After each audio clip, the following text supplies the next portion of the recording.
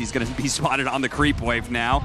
Looking to slow them down. It's inevitable that he dies, but at least he can create as much space as possible that the Sane King won't have to use buyback or anything. That was a lot of time ball, honestly. Yeah, it was. He has buyback too, so that's a good play by him there. Yeah. Okay, so Butterfly up on Razor. I'm trying to think, like, okay, so in this fight, they need to, I think TNC actually have to go on LGD first and get a good link off. Yeah. And then after get link off, they're not going to kill TA, but they need to make it feel like LGD need to commit. And then once they commit, they can get off like a good Wukongs and Epicenter. Like, that's the only way you can take a fight. Or fight in like your fountain. That's always an option. Yeah, just, you know, just drag them back to the fountain. Pull an IG, type of question marks, mentally break them. Next thing you know, they're running into your fountain. Yeah, you've won it the can game. happen. Templar Assassin getting the late Aghanim Scepter. I was waiting to see that one. So now he can be all over the map. Scotty it's also very nice because Axe. you can get out of the Wukongs really easily with that. It's only 1 second. Yeah. No, that nice. And the animation's weird too because you're not used to seeing it. Yep. So like the TA just sort of stands still for a second. You think he like froze and he's out of there. And then he's just gone. Because at the same time, like TNC is 30k gold. If they mess up that execution or they can't kite the fight properly, they're gonna lose. Flicker. Yeah, the end disc. Tim's searching for a way out of this one. Oh, Armel, he was stuck inside of the cogs there and managed to use a hook shot. The Supernova is going to explode, re-stun him. Now the BKB is worn out. Faith Beyond can be there with Split Earth and the call as well from Ame's Axe. He's dead for 90 seconds. And Boomy, well, you're going to fall as well. He does have buyback there, but it's been hard enough for TNC to be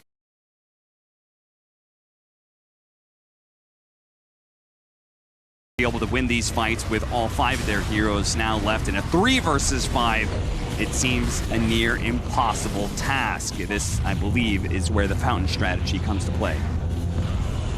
Boke, Bait them in. drawing him in as much as possible with his dead corpse, it seems. Is he going to come back down into the hook shot? Gabby does manage to get a really good boundless strike, but unfortunately, everybody is so damn tanky. He pops the Wukong's command, they just fight through it. He ends up dying, and that's it. GG from TNC. LGD will take this series 2-0. Axe is really good in the Wukong's command, because usually you can't man fight a Monkey King, but he just dishes out that pure damage. True, true. He does the call, he's got a bunch of armor, he spins a bunch on you. Yeah. I think really well played by LGD. They identified sort of the weaknesses in their game because Ahmed is so far behind. They covered for him, and man, he came back in a big way. I mean, I think TA and Phoenix sort of styled on the game, but he was there. He was there. he definitely did. Just like last game, you know, he showed up when it was needed. When it matters, and that's what you want from your carry player, right? Like it's better to show up when it matters and just carry the game. Like that's your job. Yeah, absolutely. And it was definitely a great performance by LGD. They did a solid job being able to take down TNC, who had been looking good after a really strong game, too. Ultimately, where do you think you kind of place them? If you had to put a hierarchy right now, who are you placing? Oh, of the teams in group? Yeah. I think LGD is actually looking like the best team in group right now. Yeah, okay. And I'm super biased for EG, like self-admitted, because I want NA to do well, but how LGD thinks about the game and how they play is... It's refreshing. It's like Wings Gaming. I honestly feel that. Like I'll see them smoke up a hill with 3 heroes. They'll do things that no other teams are really doing that well right now, and they'll make it look good. Yeah. Yeah, no, they certainly were very impressive in this series, and we're going to get to see them again after this. But first, we've got to talk to our analysts for them to break it all down for us. And we will certainly do that. Thank you very much, Cap and AUI. Indeed, solid performance once again from PSG LGD, and a little bit of Wings flair compliment there from AUI for the winning squad here. I'm here with T-Gov and Jenkins, and we were excited about the carry axe. I want to touch on that first, because even though it didn't look like it was super good at the start, T definitely worked out for the team. Yeah, he needed a lot of help to get into this game. He was picked off, 3 or 4 times early on, making his game a little bit annoying. But I think the star player for me in this game was probably Jinkyu. His early kind of dominance on the Phoenix. You had even though the egg wasn't it wasn't fight winning, the Roshan egg and just the general pressure he was applying, going 1-3-1 as well. The spirits, they mentioned it during the cast. That kind of gave them that kind of teamfight presence they needed to deal with kind of that early itemization of TNC, where you have like a diffusal Monkey King there looking for the fight, but this Phoenix was always at the forefront of mitigating that early dominance. Yeah, the Axe had a slow start, Yeah. but I think that's just naturally what that hero does with He got aggressively dual lane by a monkey +1. He was... It was tough. It was tough for him. So he got dual laned. They also kept smoking on him. Like, they clearly identified that this Axe was like a very abusable piece of the LGD puzzle. And, you know, as a result of this, we ended up with Faith Beyond, absolutely huge, nothing to say, absolutely tremendously huge. Faith Beyond was actually like 200 gold, less than nothing to say at like 15 minutes or something, which is pretty crazy. It's an offlane Lesh. He was just completely abusing Bach on the Sand King. That's such a Lesh favored matchup. You just run at him, you see exactly where he is in the Sandstorm because of the Edict. And so, yeah, they made a lot of space, and then Alme was actually able to pick back up, and his late game looked phenomenal. Yeah, I don't think... Because, yeah, the Axe early game was not that great, but I felt like they knew that was going to be the case. Yeah. And with the nothing to say TA, like, he felt like the true carry at times with the definitely strong supporting act of the Leshrac. And this, again, it felt so clean, and it's so surprising to me that this was something completely different than what we have seen so far from PSG LGD. Yeah, and so that's what's so beautiful to watch about them, is they can easily in a series whip out the hardest of carries or the complete opposite, where it's going to be complete skirmish and fight. And that ability to be versatile during the group stage, during a major, is kind of the recipe for success. And if they can also highlight different timings and understanding of, like, if the game's not going great, how to recover, if the game's going amazing, how to, like, kind of choke out your opponent. This is why PSG are looking like the best team in the group stages. They've shown a complete wide depth of understanding for the game. Do you want to also touch on TNC though? Because even though obviously they lost 0-2 in this series, also lost this game, they did not look helpless. They did come in with a plan.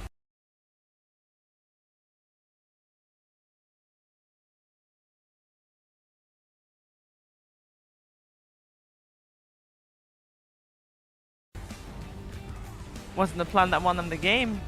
Yeah, I think more in this game than the previous. The previous one did feel a little bit more like an uphill battle. Yeah. This one there was, you know, glimmers of hope and kind of nice plays.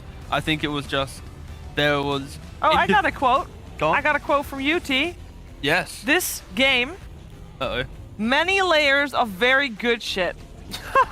Oh, yeah, I do remember him saying that. All right, let's explain that. To the mid game, I love the fact that this Leshrac, he went Shroud for stuff. You know, he realizes that his Axe got no game, and then TA needs to play with someone. So Leshrac becomes that tanky hero. Survivability isn't about just having raw HP, raw magic resist. It's also about positioning, and that's where I actually think early 4-stuff in certain cores can be very much game-winning, and in this game it felt like that. Leshrac, he had like this second life because of how well he was using it. Kills per minute. That's crazy. Very happy with the amount of kills this game as well. It definitely, I think, what was it, 15 minutes, 27 kills? It was good. 30 kills kills per minute. That's crazy. We said that this series was going to up their record so far. Also, I'd like to give Faith Beyond a very pointless award. I think so far in the DPC, he is the best user defensively. When people throw spells at him, he, like, the last millisecond, I mean, pixel frame, the stun or whatever's about to hit him, and he's just up in the bam. He's dodged it and yours. And Mars is exceptional. In this Leshrac game, it was exceptional. Very whimsical award to give out, but I'd like to see another player even come close to how well he uses his item. And he has to be, right? Because the way Faith Beyond plays, it doesn't matter what he's playing. If he's playing Mars, if he's playing Axe, if he's playing Leshrac, he is just in their face, like completely in their face, wherever the enemy team doesn't want him to be. He is running down side lanes, making space. If he's playing on Axe, he's jumping people right in front of their base, even sometimes literally in the base. If he has vision of you, he's jumping you. At least it feels to me like he is one of the most constricting players that he will just make you feel, at least at the very least within this group stage, where, like, if this guy gets a lead, if he's having a decent game, he will just make you feel like anywhere you go is dangerous, and anywhere that you're not, maybe he'll be there, and if he's on the Shrek, like, split pushing the tower, so you have to go deal with him. Like, he is a force. A consistent force. Yes, consistently, no matter what type of hero he's on. That is so hard, though, with hero versatility. You know, some players, they take months or years to even just get good at, like, 2 or 3 heroes at, like, a major or DPC level. He's playing, what is it? He's playing Leshrac, DK, Mars, Slaughter, Axe, Legion, Death Prophet, Sand King. In this tournament alone, you know? And he's playing the same style, the same level of, like, in-your-face mentality, and that is just, you know, that is a scary position to be in. Like, Faith Beyond, he is popping off right now. Yeah, And not just always with XinQ helping him out. Very good. Sometimes he's left alone. So, he can do it by himself. He can do it with the support. I mean, PSG LGD, they look like they're a step ahead of everybody else. In terms of scores, they definitely are. We can take a look at the standings. And PSG LGD already started the day being ahead. Now with 2 extra wins to their name. Ooh, they're 8-2. Vici Gaming is 7-3. Surely PSG LGD is higher than math. Yep, that is true. That is true. Vici Gaming, of course, they were live on the other stream. They managed a 2-0 Beast Coast, meaning Beast Coast dropped down a little bit, with the divide being a little bit more clear. And the best thing about this, the group stage has been so good so far, but guess what? PSG's final 2 series? Yeah. Vici Gaming and EG. And Vici Gaming is tomorrow, right? And EG, because EG is after this. Yeah, so Vici Gaming is on June 7th, and then of course today it is the EG series. So it's the fact that, the teams fighting for the top 2, PSG looking the best, the next contenders behind them is going to be EG and Vici Gaming most likely. So the fact that we still get to see those games. Yeah, it's all good times. We also have on the other stream a fantastic series. I believe Vici Gaming is playing Team Nigma.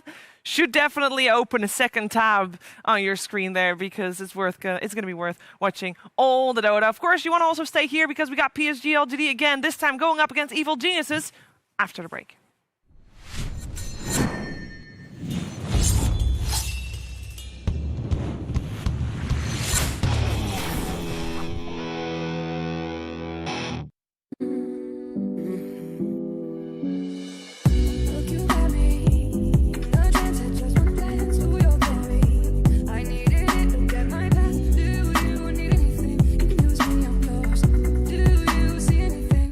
Change of range.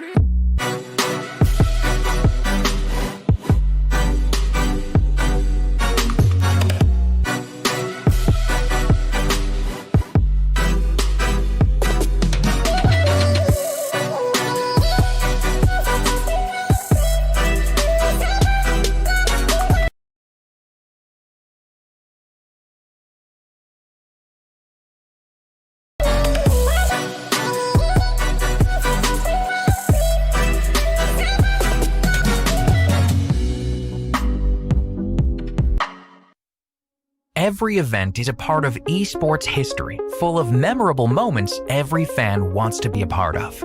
Get your own unique piece of esports with WePlay collectibles. Here is the first collection: Storyline, Logo Token, Trophy Token, Story Token. Be sure to check all the details on our website and stay tuned for cool NFTs from WePlay Esports. Buy the official merchandise for WePlay Animajor 2021 now on fragstore.com. Hoodies, t-shirts, mouse pads, headrest pillows, and other souvenirs were released in the limited edition for the tournament. Hurry up and buy them on fragstore.com via the link in the description or chatbot. WePlay staff and all the teams are tested twice per week. Masks, gloves, and sanitizers. Daily temperature measurement. Bactericidal air recirculation systems in practice rooms. 24-hour first aid station with a doctor and a nurse always on duty. Special protocols for delivery services. Isolated restaurant for players and talents.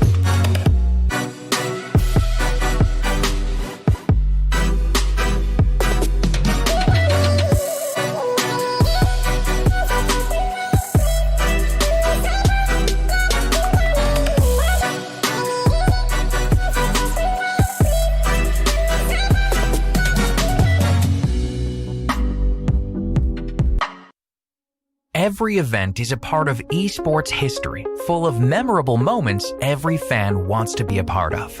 Get your own unique piece of esports with WePlay collectibles. Here is the first collection, Storyline.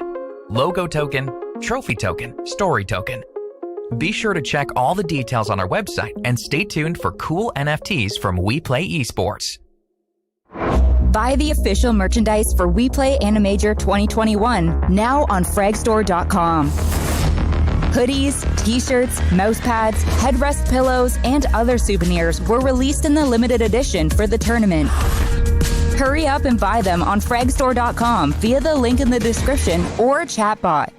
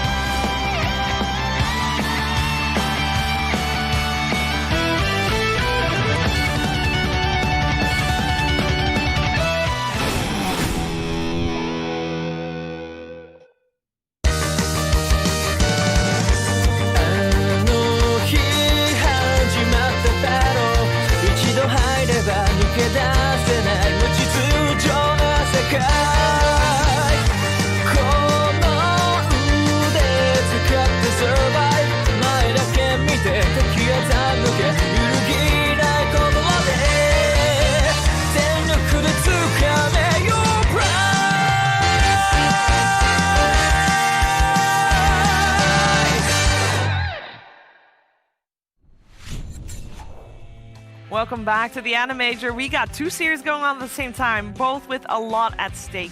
On this stream, you're in the right place because PSG LGD versus EG is going to be an absolute banger. And it is a very important series to see who is most likely making it to the top two, which is where you want to be because then you get seeded into the upper bracket of the playoff. I'm joined with one fanboy of EG, we got AY, fangirl of PSG LGD, we got Effie. So we got perfectly split panel. I'm very excited to hear you guys talk it out because both of these teams have looked clean, have looked good. But Effie, why is PSG LGD better? I don't want to say who's better, but I do enjoy watching them more. Although Evil Geniuses is also my second pick for the team to advance from groups. Why is EG better? I actually think LGD looks better right now. Oh. You're not a very good fan. You suck as a fan. LGD is looking really solid. Yeah. Like, EG, the thing about EG is they're evil geniuses. They're going to perform, I think, no matter what. But I actually think some of their drafts in the games they've dropped and like how they think about their lanes hasn't been up to what I view as the standard of EG. But to play my fanboy role, I think EG will win because their laning's really good. I mean, that's a classic, right? It is a classic. PSG LGD also good lanings, though. Exactly. They also have good laning. They do, but I think Have you EG's like seen their mid-lane? lanes or die, you know? I mean, LGD really impressed me over yesterday because I had to cover them on the first cast today. Yeah. I watched a bunch of the replays and I mean, obviously they have Wings players, but they're really giving me Wings Gaming's vibes. I mean, they have the two best Wings players in my opinion, and they have like a legendary coach to back it up. Good combo. I was gonna say you got the same type of formula in EG. Sorry, I was just staring off in the distance, but they don't have any TI winners. They do have Bulba though, legendary coach still there too. I feel like your EG fanboying is just went out of the window real fast. No, because I'm scared of LGD. I don't want to jinx EG. I mean, I think this game will be super good. Yeah. It's not like I think EG are incapable of beating LGD. I just think the form in this current tournament looks really good for LGD right now. Yeah. Like that's what my head says. My heart says EG's just. Let's beat LGD. Okay. So what's up? Last time these two teams faced, it was a success story for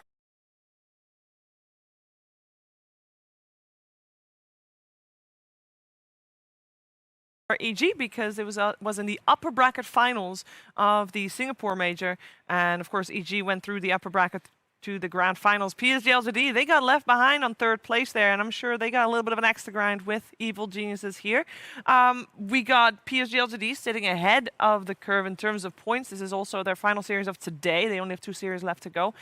First series of the day for EG. They're still on the 5-3 score, so they can still make it higher. They can still make it to upper bracket. But you guys are both now kind of stacking the field against them. So what do they need to do well, other than the laning side? We know they're good at lanes, right, Effie? What do you do to push PSG LGD into the uncomfortable mode? Can you even do that? You can, for sure, because there are teams that manage to do that.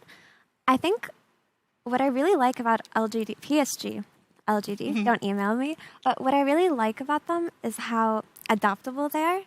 I really enjoyed what Ali was saying on the panel earlier, actually. He said that he just feels like they have a game plan for every kind of situation. They have so many different drafts that they can just bust out. And it feels like they study their opponents really well, and they're ready for the picks that they like. So I think for EG to pressure them, they would have to pick something different than what they usually do. I completely agree with what Effie just said there. I think that's actually a really concise analysis of LGD as a team. Like, they will adapt in their draft to their opponents really well. I think it's a Zhao 8 thing, honestly.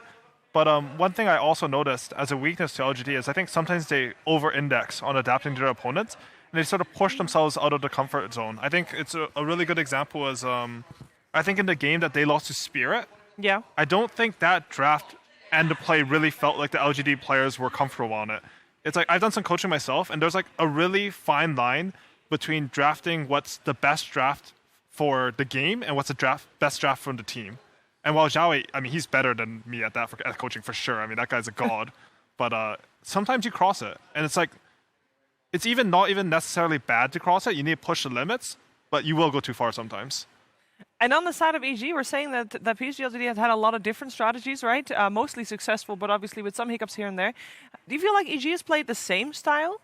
Maybe different heroes here and there, but the same style of Dota? Is that what's happening for them? Well, Ali's the EG expert, so I think he would reply to that better. I think generally, I think to answer that, I want to just talk about like EG as a team. Yeah. I think generally EG, as everyone knows, are really strong in lanes.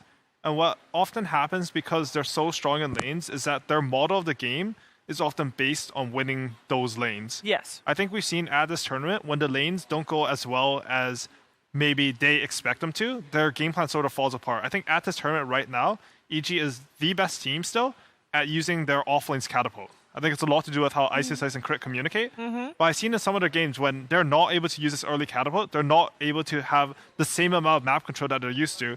They don't look nearly as smooth. My key example of this is, I think the game Arteezy was Ursa. They had Enchantress Ursa, Earth Spirit Tri-Lane aggro against, I think it was Team Spirit. I can't quite remember. But Arteezy had a really bad early game, and EG didn't play in a way to make him catch up. Compared to like LGD last game versus TNC, where Ame had a really bad laning phase on Axe, similarly in a tri-lane, and he was completely brought back into the game by his team making moves. Like Facebound was just, he was here, he's there, he's just everywhere, and Axe dominated that game in the end. Well, TA and Phoenix, but he was there. So you feel like for EG, if their laning stage doesn't work out the way they planned, they don't typically have a plan B, or at least not as strong of a plan B as PSG. I mean, they'll still make moves. Like, they're a top-tier team. Like, all these teams will do everything. You're just sort of trying to identify what one team does slightly better than the other. Yeah. But I feel like EG Dota model is over-indexed on the fact that they're used to having so much map control. It's like, I think other people talked about this, but I think Iceberg, he's gotten a lot better at it now. But he used to win every lane. And then he would, like, go dive and take a bad fight somewhere. And why that's happening is because if you win every lane in your pub, you're allowed to play in a certain way that you can't play once you play these really good teams. I think that's sort of happening to EG because, I'm not going to lie, NA, past like the top like 3 or 4 teams, it's really depressing, to be honest. And those teams are good, but like, you know, they weren't punished for that in international play. And so, had this tournament, So maybe PSG LGD, they have a more deep playing field, FE. They get a lot more deep practice there too, right? With different strategies and adapting. Absolutely. The thing about the Chinese region, from what I know just watching the DPC, is every player on every team is so strong. The game stops feeling about, who's the better laner, and more about like how they move around the map, how they adjust to the game, what kind of differences they do in terms of jungle stacks or catapult rotations or farm priority, who they assign it to. Because oftentimes they'll assign the farm priority to their offlane Timber Zone, and they'll pick a carry Axe or a carry Death Prophet. They just play in really interesting ways, I feel like, just because everyone just feels so good at laning that it doesn't really matter if you win your lanes or not. Yeah, because they trust the other person to... Yeah, they don't get worried, they don't get triggered, they know what to do if the situation is not ideal in the laning stage. They have a strategy to back it up later on. We're in the draft. We got PSG LTD on the Dire side. We got EG Radiant. In terms of bans, again, every time I see EG go into bonus time for first phase ban, I always get a little worried because I know those are the prepared bans. We got Mars banned out together with Snapfire now as well. Timber Sonic Liberation banned out on the side of PSG LTD. Will first pick Enchantress. Why not? Strong hero. They have a lot of success actually with their position 5 Enchantress.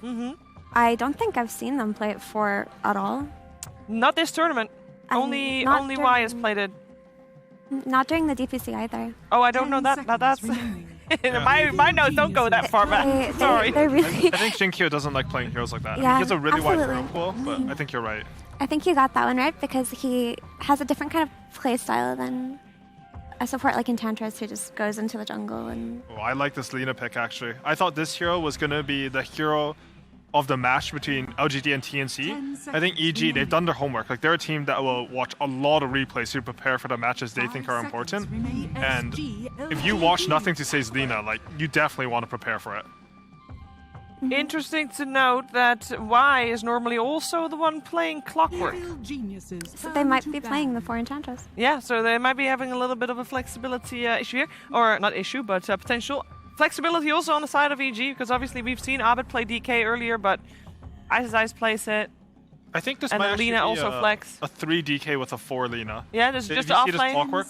Yeah, I'm not too sure. I mean, 3 DK is actually, it's weird versus Enchantress because it depends a lot on the creep you can get. But I saw it work. Oh man, there's just so much Dota. I can't remember the matches. Was it not just now, the first game of the series you just watched? No. There was an Enchantress versus DK in the offlane specifically. Was that in the first game? Am I just? Was it not the Yeah, it was the Ether Lens. No, that was. No, but he had an Enchantress on his team. Yeah, it was an Enchantress on his team. So I have a theory. She was gaslighting me. Sorry. Yeah, my bad. I think it was an Enigma game. Sorry, go ahead. You know, I have a theory on this offline Dragon Knight. Like I was thinking about it, right? Because it's become so popular all of a sudden. And for me, what I noticed, this might not be the case this game, but they tend to pick the offline DK in second phase. after they've first phased their mid-hero. Because in the case that the mid-hero does encounter some issues, they do have this like big strong hero to rally behind and kind of play as the mid-hero. They'll like collapse onto his lane and start following him around in the supports. That's what Nigma did when Mind Control played Dragon Knight. Do you know if they did it from first or second pick? They did it from second phase. From second pick, yeah. Okay. Because in my head, like, it was third pick. I don't have enough info to really input that much on this, but in my head, I think like if you're gonna have a flex pick on a core, it should be from second pick, just so that because you have the last pick, you're gonna pick a core there. So they paired it when they would first pick like first phase of TA or first phase of Morphling or first phase of Puck. Heroes that if their lane gets countered, they wouldn't worry so much because they do have this Dragon Knight to play behind. So the way Nigma picks it is they just second phase it. And I think I saw it second phase earlier. I'm not sure who just played offlane Dragon Knight, but that was also a second phase pick. That was OGD. Yeah. So I that's how I'm starting to look at this offlane Dragon Knight. It's like an interesting way to I don't know if that trend should lead us to the conclusion that if it's offlane, it should be second pick, though. No, that's like, it's an interesting point of data, though, that like these teams feel comfortable. Because second phase is vulnerable in a lot of ways, still, right? If you're saying basically they're showing their mid, so they're not hiding the pick, then that's a really interesting point of data because it like talks about like the robustness of the hero. Like you feel like even though you show where it can go, you're not afraid that your enemy knows, and like that's when it's a strong hero. That's just my take on it, and that's how I've seen it played, but they obviously might play it offlane here too. Honestly, there's like a high percent it's still mid and stuff. We actually don't have that much info. Phoenix, Fly Phoenix, classic. He does play flying here. Yeah, he's played Phoenix for longer than I've been alive, apparently. So, yeah. And the team fight disparity right now, it's a bit scary for OGD. They have really good early map control. I don't think anyone can contest Clockwork Edge on the map. Certainly not a Phoenix. But as the game goes later and later, I think you'll suffer because your supports don't actually do any damage in these fights. Did you notice LGD just banned out all their specialty heroes on EG? Yeah, I don't think EG will ever get Terrorblade in the second phase. And I don't know if they're confident enough to first phase that hero. How RTZ played on a hero is just honestly disgusting. Okay, Magnus.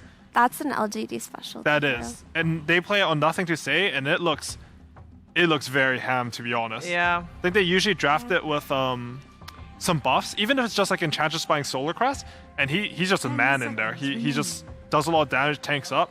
Looks really good on that hero. Interestingly enough, they've flexed their Magnus to position 1 a couple of times as well. Yeah, I saw that. TNC, you played that earlier. It looked really good. And LGD, they're not afraid to play without a traditional carry, which is why I'm looking at them so highly in this tournament. Usually when I think of China, I think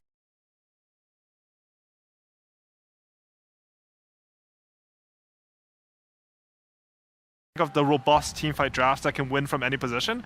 LGD are like, they're making things work that from like all across like regions. Like I don't know who the draft is from, they're just making it work. I like that between the Batrider and the Dragon Knight, you still have no idea where they're going to win. That's going to make it a little bit difficult, I think, for PSG LGD to... But I think these 4 are their 2-5, right? Like I think we'll still see RTZ's hero coming out. Agreed. Oh, most likely. Definitely. Yeah. I mean, that's a good drafting structure for second pick. Generally, you want your most important hero on second pick to be picked on the 24. And on first pick, it's going to come out here from LGD. Yeah. We don't have anything for this Batrider right now, so I'd like to see something that's... it doesn't have to like hard counter Batrider, but it can't be like super vulnerable to him. Clock and Enchantress do not like playing against Batrider. I'm a bit worried for... Yeah, I mean... Batrider's not the same laning beast he used to be. Like, if we watched Dota from a couple of years ago, like, if you did not have, like, an Oracle or a Lycia or Juggernaut in lane, this Batrider is going to go 5-0, take over the game. But I think you're correct. Like, these heroes don't even threaten Batrider at all. And he's one of those heroes, like, I think it's hard to... I mentioned earlier that they have really good map presence on the Clockwork and Enchantress. But not so much for Batrider, I'd say. And that is a bit worrying for LGD. Also... Batrider is a hero that needs to play with supports who can set up for him on side lanes because he does do the BOT rush and he BOTs in and he likes to play with these Nyx Assassins and these Clockworks. So I hope Lina can do that role enough for him.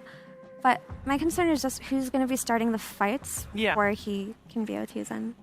I guess the Dragon Knight can be the one to do it. Yeah, for sure. Dragon Knight can sort of get in there, cause some chaos. I'm sort of curious about EG's bans into the Batrider pick, because in my head, I think Batrider should be good versus TA and Death Prophet.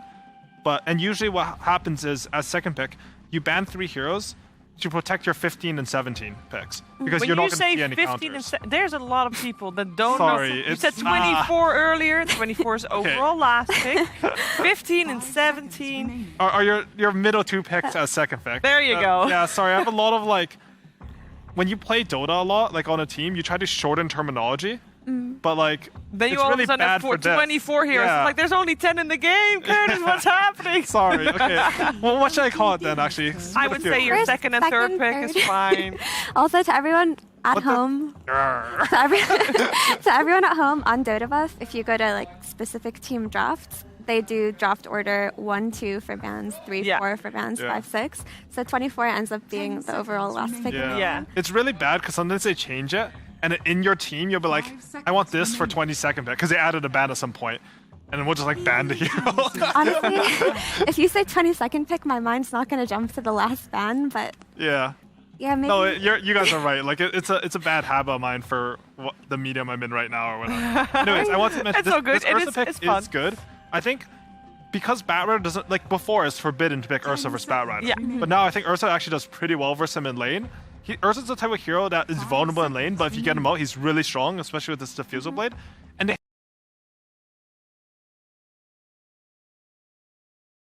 had to find a hero that wasn't vulnerable to Batrider, like Ursa is, but could also deal with this Phoenix Egg. So I think that's a really good pick from them.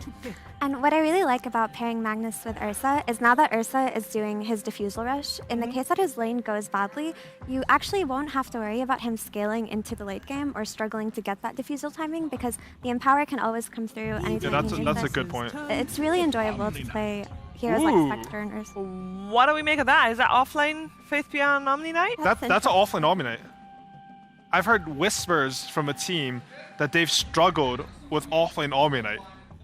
And when against them. Yeah, against it. We're like, we don't know how to deal with offlane Omni Knight. I'm not gonna say which team, of course. I don't want to reveal. Was it EG? No, it wasn't. It wasn't the teams that people would expect. Like, it's not Quincy. It's not like. But when I heard that, I was just like, "You're struggling with what? Who's picking that? Like, who are you now scripting?" We know. And here it comes out. No, this is super exciting. Because I wouldn't say this is a good Omni Knight game either. No. Like, traditionally, you think Omni Knight, you're good at these long fights. Your GA is really good against physical damage. EG is almost purely magical damage at this point.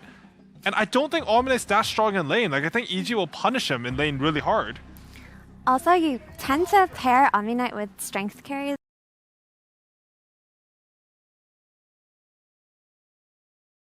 Like Sven, because his what's his thingy called? The thingy. I'm just gonna call it repel, but that's the not repel, correct. Yeah, that's what I remember it as. It's something else now. Heavenly Grace or something. Okay. See, we're just boomers here. We've been playing Dota for way too long. Yeah, so his repel, you like to put it on heroes like Sven because it actually gives strength. So that's why teams like Secret like to play the Omni Sven a lot. I guess you can put it on Magnus and you can make him really strong, but the Ursa doesn't benefit so much outside of the obvious status resistance from the strength bonuses. I mean, Omni is a Batrider counter, so that is important to know. They picked Medusa, which I think I've seen in the C region. Ursa is actually out-carried Medusa in some of the games. And in China. The first region that addressed the Medusa issue by buying Diffusal Blade Ursa was actually China. Okay. They just did not care about Medusa at all. They were not banning that hero. They were like, okay, you pick it. We're going to just pick a Diffusal fast carry like Ursa, and we're going to run into your triangle. Then what makes CG so confident that they still pick it up here? Well, I think they have the team fight to back it up. Like, in these games, a lot of what happens, like, if Ursa gets on Dusa, I think he will out-carry her. But there's a Phoenix to back him up, there's a lot of stuns coming out, you even have that lasso just to create some distance. Batrider Dusa is actually one of the most classic Dota combos. It's just catch plus team fight, drag him into the Stone Gaze. And I think they needed a range hero that was good versus Omni Knight in lane, and not susceptible to being bursted by an RP. And apparently Dusa was the answer to come up with. I don't mind it. It's interesting for sure. It has some good ideas. And mid bat versus mag, how is that? Is there a clear winner on that? That's fine. Farm. It's just farm trading. Magnus, if he plays that well, he'll never be threatened. Also, they did go with 5 Enchantress. I was a bit confused. I was like, Zinky does not play 4 Enchantress, but then they picked up the clock. I was like, could this be his debut as a 4 Enchantress? Has he played 5 Clockwork before? 4 Clockwork before? He has. Okay, because I feel like I've seen Jinkyo play